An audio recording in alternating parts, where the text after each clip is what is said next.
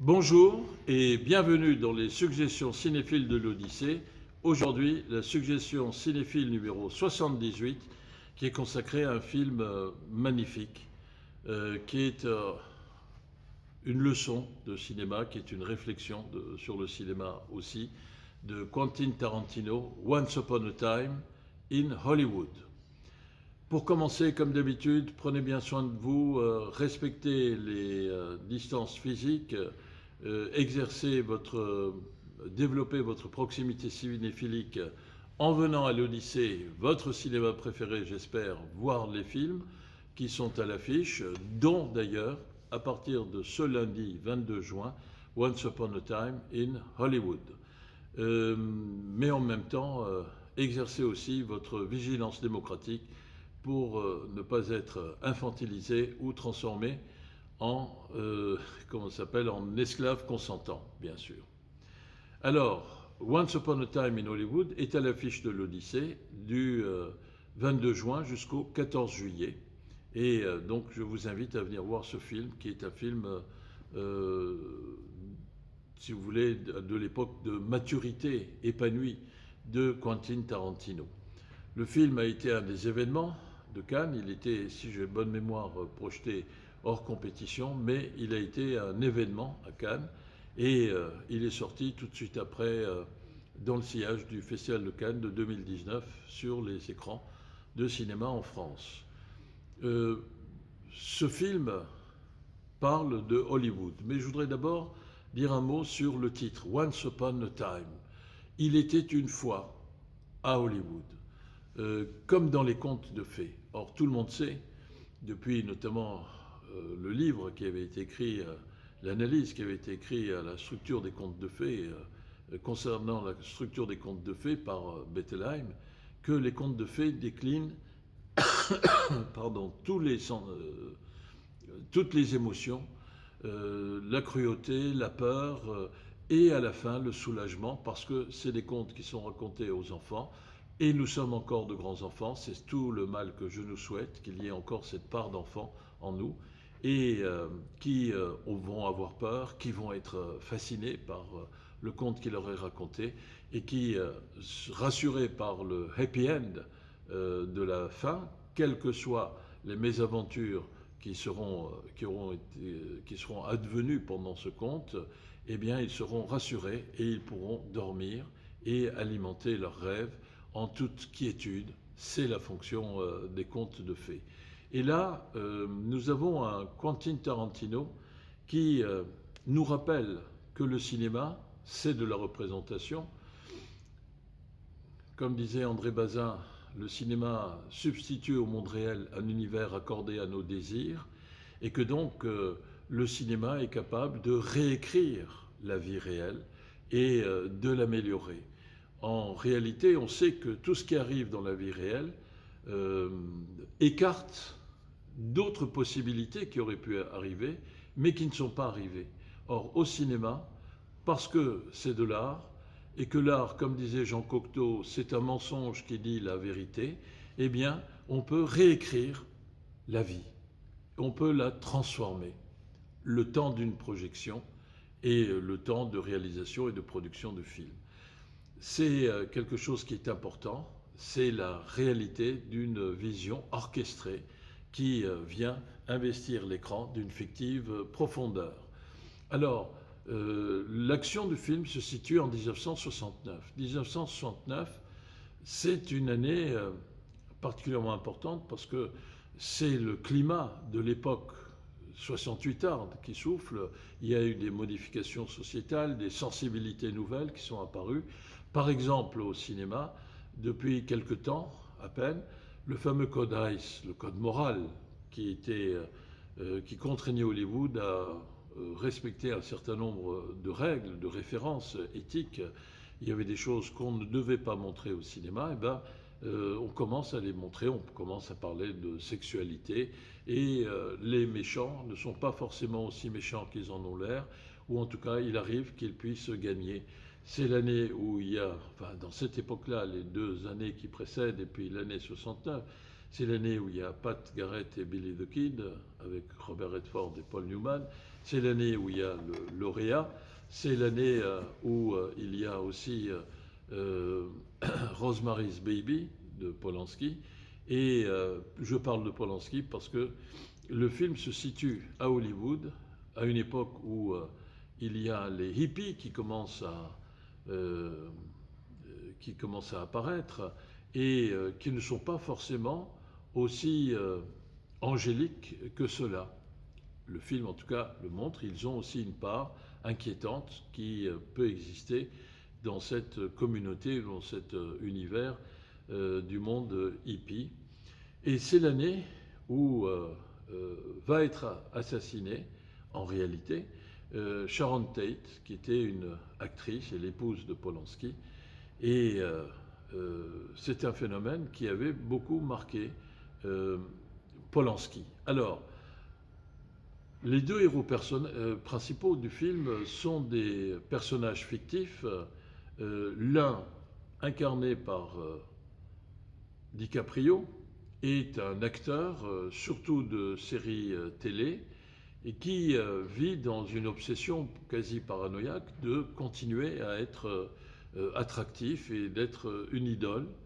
Il tourne surtout pour des séries télévisées, mais il est inquiet quant à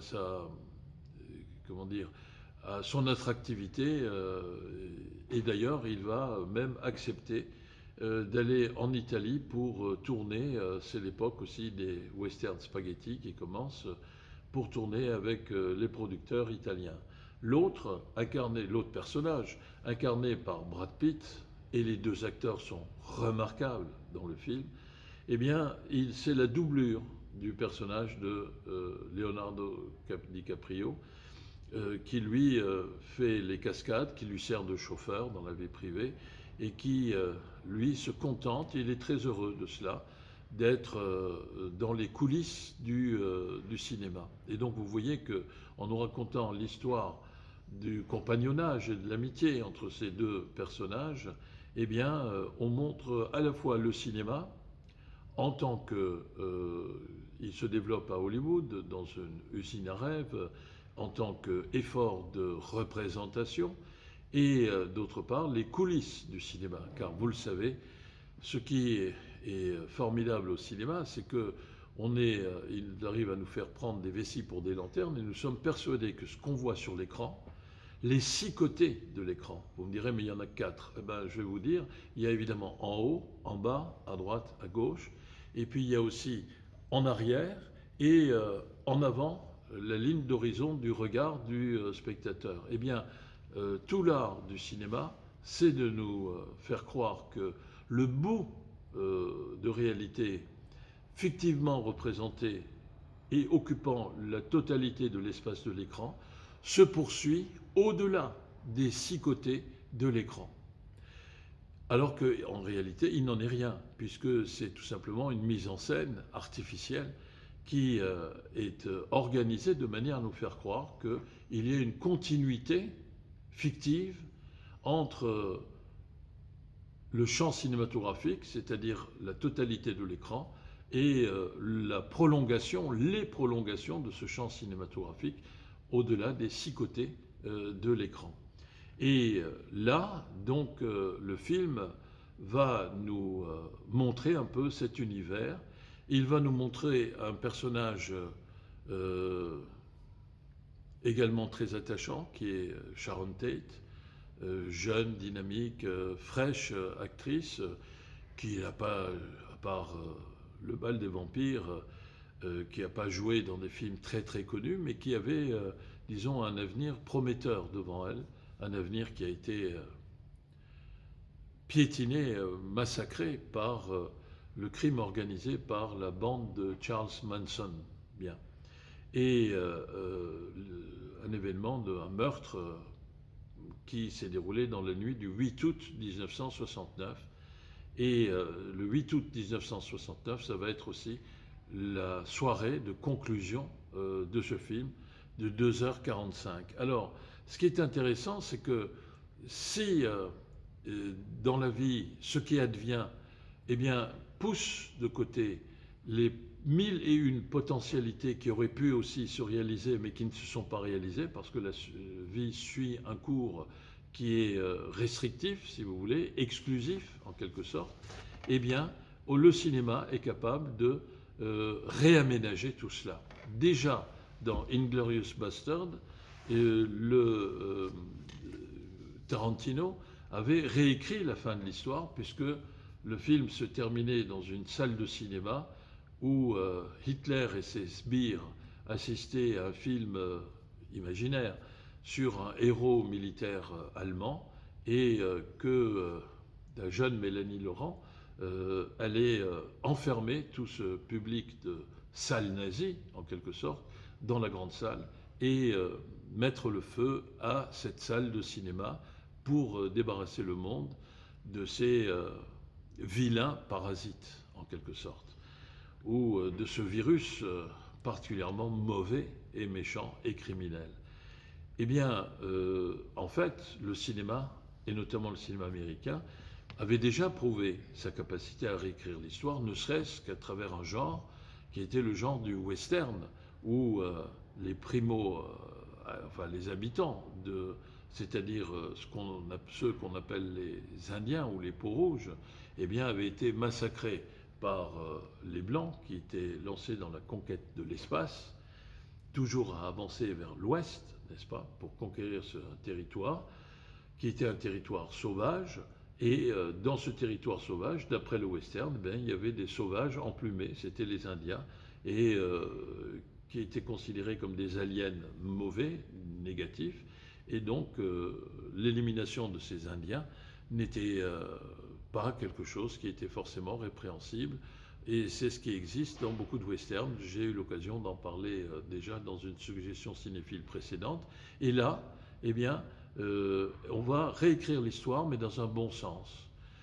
Comme si l'enfant, Quentin Tarantino, eh bien, il voulait, là, quand je dis là, c'est dans le film Once Upon a Time in Hollywood, il va réécrire l'histoire, et il suffira qu'il déplace un tout petit peu, grâce à une erreur de localisation, si vous voulez, la bande de meurtriers envoyée par Manson pour éliminer Sharon Tate, et qui va se tromper, qui va aller dans la maison du personnage de DiCaprio, qui est revenu d'Italie, qui a ramené avec lui une épouse italienne, et qui est en train de se shooter sur le bord de sa piscine.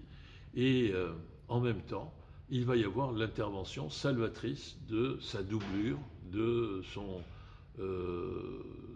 bodyguard, chauffeur, et en même temps doublure, qui va neutraliser et éliminer les vilains et méchants assassins potentiels. Et ça va permettre à Leonardo DiCaprio, eh bien, de sauver, grâce à l'aide du personnage de Brad Pitt, Sharon Tate de la mort affreuse qui est advenue dans la réalité. Et tout se finira pour le mieux, dans le meilleur des mondes possibles, parce que le cinéma, justement, comme je le disais, substitue au monde réel un univers qui est accordé à nos désirs. On est capable de réécrire l'histoire. Et donc, là, je disais que c'est une œuvre de maturité, pleine de force, mais de force apaisée, en quelque sorte, où Quentin Tarantino est au summum de la maîtrise de son art, et où il nous propose donc une histoire à dormir debout, à proprement parler, mais tellement belle. Et si seulement le cinéma pouvait remplacer la vie, eh bien, la vie alimenterait toutes les meilleures intentions du monde. Quel bel hommage au cinéma, au 7e art, dans ce film qu'il faut voir absolument. On ne sent pas passer les 2h45. Once Upon a Time in Hollywood de Quentin Tarantino, à l'affiche de l'Odyssée, du 22 juin au 14 juillet de l'an de grâce 2020. À très bientôt dans les salles de l'Odyssée. Merci, au revoir.